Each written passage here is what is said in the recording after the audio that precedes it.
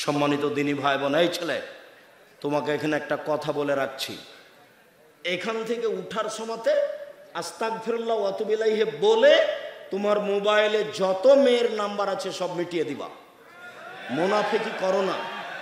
এই বোকা ছেলে, যে মেয়ের সাথে প্রেমের গল্প করো ওই মেয়ের সাথে আরো হাজারো পুরুষের কথা হয়। তোমার একটু বুঝ হয় না? তুমি কি গরু ছাগল? বুঝেও বুঝে না ওরা, অন্তর আছে বুঝে না, বোঝা দরকার। শোনেও শোনে না ওরা, কান আছে শোনে না, শোনা প্রয়োজন। দেখেও দেখে না ওরা, চক্ষু আছে দেখে না, দেখে বিবেচনা করা প্রয়োজন। উলাইকা কালানাম, তারা পশু প্রাণীর মতো, তারা গরু ছাগলের মতো, তারা কুকুর স্ত্রীর মতো, বালু মাজাল বরং তার চেয়ে খারাপ। এই মেয়ে, তোমার নখে নেইল পালিশ কেন? তোমার নখটা বড় হয়ে আছে কেন? তোমার নখে নেইল পালিশ কেন? তোমার নখটা বড় হয়ে আছে কেন? শোনো, কথার মধ্যে আছি, একটু শোনো। আল্লাহর নবী খুব দুঃখ করে তিনটা কথা বলেছেন, আফসোস করে। পৃথিবীর মানুষ শুনে রেখো, আমার উম্মত ইহুদি খ্রিস্টানদের সাথে মিশে যাবে কালচারে, পোশাক আশাকে, স্বভাবে। ডান হাতের বিঘত যেমন বাম হাতের সমান, বাম হাতের বিঘত যেমন ডান হাতের সমান, আমার উম্মত তাদের সাথে মিশে যাবে কৃষ্টি কালচারে, পোশাক আশাকে, কথা কর্মে। ডান পায়ের জুতা যেমন বাম পায়ের সমান, বাম পায়ের জুতা যেমন ডান পায়ের সমান, এইটা যেমন সমান সমান, আমার উম্মত তাদের সাথে মিশে যাবে কৃষ্টি কালচারে, কথাবার্তাতে, নিয়ম নীতিতে সমান সমান। এবার তিনি ভাষাগতভাবে নিচে আসতে লাগলেন, আস্তে আস্তে বলছেন, পৃথিবীর মানুষ শুনে রেখো, ইহুদি খ্রিস্টান যদি মায়ের সাথে জেনা করে থাকে, ইহুদি খ্রিস্টান যদি মায়ের সাথে জেনা করে, আমার উম্মত তাদের স্বভাবের সাথে মিলতে গিয়ে আমার উম্মত মায়ের সাথে জেনা করবে। বলো এবার, এবার বলো, তোমার মাথার চুল উপরে আছে, নিচের দিক নাই কেন? কেন? তোমার বাপ নাই নাকি? ও কি তোমার চাচা যাকে তুমি আব্বা বলে ডাকো? ও কি তোমার খালু? ও কি তোমার সৎ বাপ? জন্ম দিতে পারলে বাপ হওয়া যায় না। ক্ষমতার নাম বাপ, কন্ট্রোলের নাম বাপ। আল্লাহ নবী বলছেন, ইয়া মাশারা শাবাব, যুবকেরা শোনো, বিবাহ করলে কন্ট্রোল ক্ষমতা লাগবে। এক, মোহ। দুই, শারীরিক ক্ষমতা। তিন, নিয়ন্ত্রণ, কন্ট্রোল ক্ষমতা থাকতে হবে। খালি বেদাত নিয়েই চললে হবে? বেদাত নিয়েই চললে হবে? নাজায়েজ কথা নিয়েই চললে হবে? এটা গায়বান্ধা। আব্দুর রাজ্জাক সাহেব গায়বান্ধা বলে কি বলতে চাইলেন? গায়বান্ধা বলে বলতে চাইলাম, বিবাহের বৈঠকে কথা বলা যাবে না, মুখে রুমাল দিয়ে এভাবে বসে থাকতে হবে। তো আমি তো গায়বান্ধা বিবাহ করেছি, গায়বান্ধা গোবিন্দগঞ্জে। তো এখন বিবাহের বৈঠকে আমি বলছি মোহরের কথা, তা আমার মামা শ্বশুর বৈঠকে ছিলেন, লাফ দিয়ে উঠে গেলেন একবারে, বলছে বিবাহ উঠিয়ে দাও, বিবাহ উঠিয়ে দাও, এই বিবাহ দেওয়া যাবে না, ছি ছি ছি ছি ছি। বরে কথা বলে এই বিবাহ দিতে হবে? একবারে তাড়াহুড়া করে গিয়ে বাড়িতে বলল। বাড়িতে যখন বলছে যে চুপ থাকো, তখন ব্যাগ বোকচা নিয়ে চলে গেল, থাকলোই না। বর বিবাহের বৈঠকে কথা বলতে পারবে না কেন? এটা গায়বান্ধা যে, এই জন্য। বিবাহের বরই তো কথা বলবে, মোহর তো ওই দেয়। কে দিবে? যৌতুক নিয়ে কথা বলো, আর এখানে কথা বলা যাবে না। বিবাহের বৈঠক পাগল হয়ে গেছে, চ্যাংড়া ছুটলো, সবাই মিলে গেছে মেয়েটার কাছে। অনেকগুলো মানুষ মেয়েটার কাছে গিয়ে বলছে, অমুক নেবাসী অমুক এত নগদ এত বাকিতে তোমাকে বিবাহ করতে এসেছে, তুমি তাকে স্বামীর সত্ত্বে কবুল করো। তারপর মেয়েটা বলছে কবুল করলাম। তিনবার করার পরে এবার বর যেখানে বসে আছে সেখানে যাচ্ছে, গিয়ে সালাম দিয়ে দাঁড়িয়েছে অনেকগুলো। তখন বসে আছে যারা, তারা বলছে, আপনারা কে? এরা বলছে, আমরা এই বিবাহের উকিল। মেয়ে কবুল করেছে? জি করেছে। আপনারা শুনেছেন? জি শুনেছি। তাহলে আপনারা বসেন। মনে হচ্ছে হিন্দুদের বিবাহ লেগেছে, কলার গাছের চতুর্দিকে ঘুরে ধর্ম পাগল হয়ে গেছে। धर्म राजशाही चांपाईनबाबगंज हवाई लड्डू दोनों हाथ में लड्डू हो, जो चाहे इसको खा ले, जो चाहे उसको छोड़ दे। मौलवी साहब মেয়ের কাছে বিবাহ পড়াতে হবে, ছেলের কাছে বিবাহ পড়াতে হবে, মেয়ের কাছে নয়। আগে খুতবা হবে, তারপর মেয়ের বাপ বিবাহ পড়াবে, এটাই শরীয়ত। সম্মানিত দিনী ভাই বোন, বলছিলাম রাসূল সাল্লাল্লাহু আলাইহি সাল্লাম বললেন, আমার জীবনে আফসোস, বড় দুঃখ, আমার উম্মত তাদের সাথে মিশে যাবে।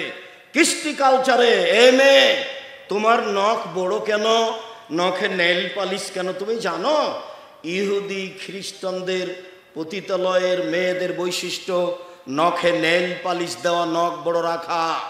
ইহুদি খ্রিস্টানদের পতিতালয়ের মেয়েদের বৈশিষ্ট্য নখে নেল পালিশ দেওয়া, নখ বড় রাখা। মুসলিম মেয়ে নখে মেহেদি দিবে, হাতের নখে তো দিবেই, পায়ের নখেও দিবে। হাতের নখে তো দিবেই, পায়ের নখেও দিবে। মহিলাদের বিবাহ, হিন্দু মেয়েদের বিবাহ করার 10টি পদ্ধতি আছে, তার একটি পদ্ধতির নাম রাক্ষসী বিবাহ। হিন্দু মেয়েদেরকে বিবাহ করার 10টি পদ্ধতি আছে, তার একটি পদ্ধতির নাম রাক্ষসী বিবাহ।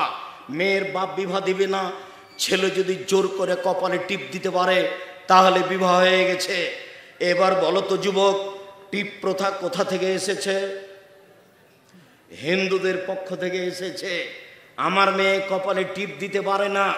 আল্লাহর রাসূল বললেন, আমার মনে বড় দুঃখ, আমার উম্মতের প্রতি আমি আশঙ্কা করে যাচ্ছি, আমার উম্মত তাদের সাথে মিশে যাবে। ওরা যদি মায়ের সাথে জেনা করে থাকে, আমার উম্মতও জেনা করবে। এই ছেলে, তোমার গেঞ্জিটার পিছন দিকে 10 লেখা আছে, এইটা কেন? এই গেঞ্জি কেন? তোমার গেঞ্জিটাতে 47 আছে, ওটা কেন? তুমি যদি গেঞ্জিটা আমার কাছে দিয়ে দাও তো ওইটা আমি টয়লেট পেপার হিসেবে ব্যবহার করব না। এদিকে দেখো, এইভাবে ড্রেনে ফেলে দেবো, আর ফেলে দেওয়ার সময় ঠু ঠু মানে থুথু দিব এবং ড্রেনে ফেলে দেবো, অথচ তোমার গায়ে আছে। 1 মিনিট, এই ছেলে, অনেক মানুষ আছি তো, কথাটা বুঝিয়ে বলি। লন্ডন সফরে সাউথ হলে জুমা মসজিদে খুতবা দিয়ে নিচে নামছি, দৌড়ি একটা লোক এসে বলছে, আমার ছেলের জন্য দোয়া করে দেন, আমার ছেলের জন্য দোয়া করে দেন। তা আমি মাথায় হাত দিতে দেখছি 3টা দাগ হয়ে আছে এদিকে, এইভাবে দাগ। তা আমি অবাক হয়ে গেলাম, তাহলে এর মা চুল ছেটে দিচ্ছিল, ব্যাপারটা কি? এর মা মনে হয় চুল ছেটে দিচ্ছিল, ছেলে নিবে না, তাই এরকম হয়ে গেছে। তো আবার আমি নামে ঘুরে দেখতে যে চুল ছাটা সাইনবোর্ড আছে, তো সাইনবোর্ডে 3টা এইভাবে দাগ দেওয়া আছে। তখন আমি বলছি, ইন্না লিল্লাহি ওয়া ইন্না ইলাইহি রাজিউন। তাহলে ওই যে দাগ দেখা যাচ্ছে কেচির, আপনার ছেলের মাথায় সেটাই হেসে উঠেছে। তখন আমি বলছি, দেশে পয়সা উপার্জন করতে এসেছি, ধর্ম বিক্রি করতে আসেনি। পয়সা উপার্জন করতে এসেছি, ধর্ম বিক্রি করতে আসেনি। আগামীকাল সন্ধ্যা হতে হতে তুমি তোমার মাথার চুল সমান করে নাও। ওটা খ্রিস্টানদের নীতি, হতো এক খেলোয়াড়ের, হতো ব্রাজিলের। খেলোয়াড় ব্রাজিল খেলে কাতারে, আর তুমি পাগল হয়ে যাও তাদের নীতিতে। সম্মানিত দিনী ভাই বোন, ভুল হিসাব। রাসূল সাল্লাল্লাহু আলাইহি সাল্লাম সুদের ব্যাপারে যা বললেন এটাই চূড়ান্ত। সুদ চিরদিনের জন্য হারাম। আমি আপনাদের সামনে একটি লম্বা হাদিস পেশ করব, আমার দিকে এক খেয়ালে চেয়ে থাকতে হবে। আর আমি আঁচ করছি যে আমার পূর্বে যিনি কথা বলছিলেন, তার পূর্বে যারা কথা বলছিলেন, কেউ এই যে খরচ আছে, খরচের কথা কেউ বলতে পায়নি, সবাই ব্যস্ত, না জানি কি হয়। তো জনাব ওসি সাহেব, আমরা তাকে আন্তরিকভাবে স্বাগতম জানাই। আমরা ওসি সাহেবকে আন্তরিকভাবে স্বাগতম জানাই।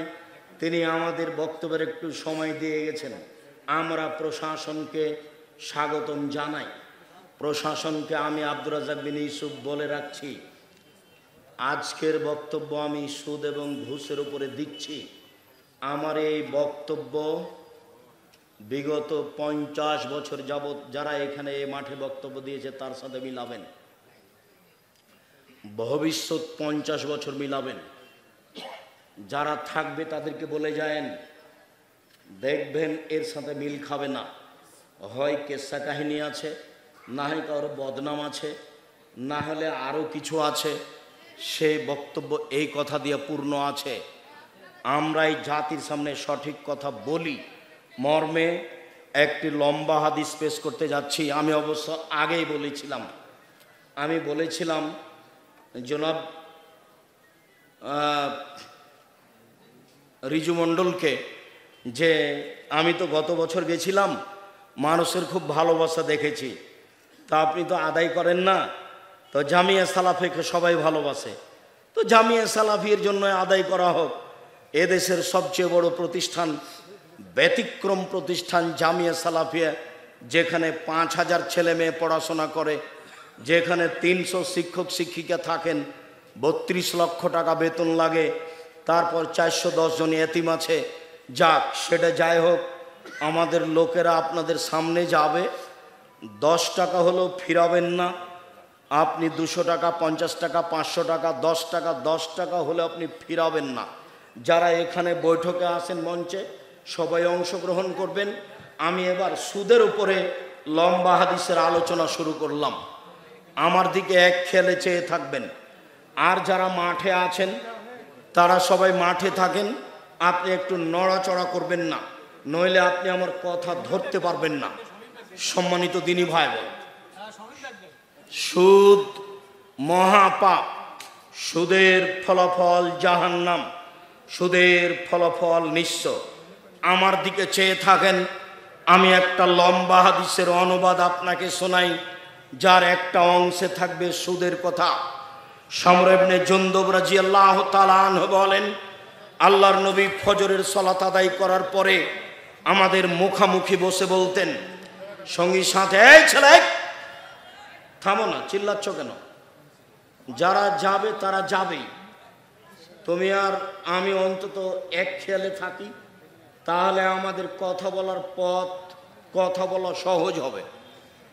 সমর ইবনে জুনদুব বলেন, আল্লাহর নবী ফজরের সালাত আদায় করে আমাদের মুখামুখি বসে জিজ্ঞাসা করতেন, রাতে কোনো কেউ স্বপ্নে কিছু দেখেছে? যদি কেউ স্বপ্নে কিছু দেখত, আল্লাহ রাসূল তার স্বপ্নের তাবির করে দিতেন। একদা আল্লাহর নবী বললেন, গত রাতে তোমরা স্বপ্নে কিছু দেখেছ? আমরা বললাম, জি না আল্লাহর নবী, আমরা স্বপ্নে কিছু দেখিনি। আল্লাহ রাসূল বললেন, তবে আমি স্বপ্নে 2 জন লোককে দেখলাম, তারা এসে আমার 2 হাত ধরল, 2 হাত ধরে বাইতুল মুকাদ্দাসের দিকে টেনে নিয়ে যেতে লাগলো। যেতে যেতে দেখি একটা লোক বসে আছে, একটা লোক দাঁড়িয়ে আছে। যে লোকটা দাঁড়িয়ে আছে তার হাতে একটা লোহার বাঁকা লাঠি রয়েছে। লোহার বাঁকা লাঠি তার মুখের ডান দিক দিয়ে ঢুকিয়ে দিয়ে পিছন দিকে নিয়ে যাচ্ছে, আবার বাম দিকে ঢুকিয়ে পিছন দিকে নিয়ে যাচ্ছে। বাম দিক চিরে ফেলতে না ফেলতেই ডান দিক ঠিক হয়ে যাচ্ছে। আমি বললাম, এ কি দৃশ্য? তারা 2 জন বললেন, ইনতালেক, চলতে থাকেন। আমি কিছু না বলে চলতে থাকলাম। চলতে চলতে দেখি একটা লোক চিত হয়ে শুয়ে রয়েছে, পাশে একটা লোক দাঁড়িয়ে আছে, তার হাতে একটা পাথর আছে, পাথর দিয়ে তার মাথার উপরে মারছে, মাথাটা ভেঙে চৌচির হয়ে যাচ্ছে, পাথরটা ছিটকে দূরে চলে যাচ্ছে। পাথরটা আনতে না আনতেই আবার মাথা ঠিক হয়ে যাচ্ছে, আবার মারছে। আমি বললাম, এ কি দৃশ্য? তারা 2 জন বললেন, ইনতালেক, চলতে থাকেন। ফানতালাক না, আমি কিছু না বলে চলতেই থাকলাম। চলতে চলতে দেখি একটা গর্ত, যার উপরের দিক সংকীর্ণ, নিচের দিক প্রশস্ত, তার ভিতরে ধাঁধা ধাঁধা করে আগুন জ্বলছে। পুরুষ নারী উলঙ্গ অবস্থায় আছে, একসাথে জমা ধরে আছে। জোরে যখন জ্বলে উঠছে, খুব উপরে চলে যাচ্ছে, মনে হচ্ছে বের হয়ে যাবে, আবার যখন কমে যাচ্ছে নিচের দিকে চলে যাচ্ছে। আমি বললাম, এই কি দৃশ্য? আপনারা কথা বলিয়েন না, আমি খুব তাড়াতাড়ি কথা শেষ করব। এই হাদিসটা বুখারীর হাদিস, সুদের সাথে সম্পৃক্ত একটা বাক্য আছে, তো আপনার সাথে এখানে অতীব গুরুত্বপূর্ণ কথা আছে। আপনাদের সামনে যারা যাচ্ছে কেউ ফিরিয়ে দিবেন না, 10 টাকা হলেও। আমি আপনাদের জন্য আন্তরিকভাবে দোয়া করি, আল্লাহুম্মা সাল্লি আলা মুবারিক আলাইহি। সাথে সাথে আপনাদের সবার প্রিয় আব্দুল্লাহর বই পুস্তক আছে, সারা দেশ জুড়ে মক্তব চালু করবে, তার সিলেবাস আছে। বেগম রোকেয়া অবরোধবাসিনী লিখেছেন, পাল্টা বই লেখা আছে গাইবান্ধার মহিলার, সেই বইয়ের নাম হচ্ছে কেন হব অবরোধবাসিনী। আমি অবরোধবাসিনী নই, এই বই তোমাকে পড়তে হবে। গাইবান্ধার লেখিকা, তোমাকেই দেখতে হবে। আরও যেগুলো আমার বই আছে সেগুলো দেখবা। তোমাদের সবার প্রিয় আব্দুল্লাহর মিন্নাতুল বাড়ি আছে, অন্যান্য বই আছে। জামিয়া সালাফের মুখপাত্র পত্রিকা মাসিক আল ইতেসাম পত্রিকা আছে, যেটা তোমরা লক্ষ লক্ষ টাকা খরচ করে বের করছো, সেটা তোমাকেই পড়তে হবে। মুরব্বী, আপনাকেও পড়তে হবে। আর দায়ালার পক্ষ থেকে সুন্দরগঞ্জে বেশ কয়েকটা মক্তব চালু করা হচ্ছে।